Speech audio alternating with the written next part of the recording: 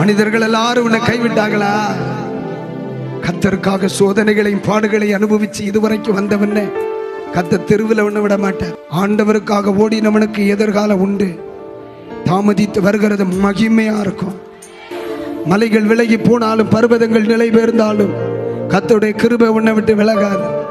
பாடு சகிக்கிற பிள்ளைக்கு சொல்றேன், தூசிக்கிறாங்களா? ஸ்தோத்திரம் சொல்லு, ஏத்து பேசாத. அவமானம் அனுபவிக்கிறியா? ஸ்தோத்திரம் சொல்லு, ஏத்து பேசாத.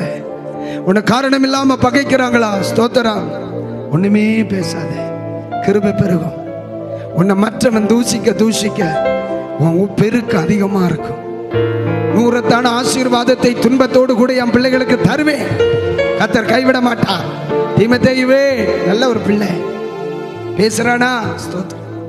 நிந்திக்கிறானா? ஸ்தோத்திரம். காரணம் இல்லாம பேசுறானா? ஸ்தோத்திரம். குழந்தை இல்லாததுனால உலகம் உன்னை தூஷிக்குதா? அதுதான் வெற்றி.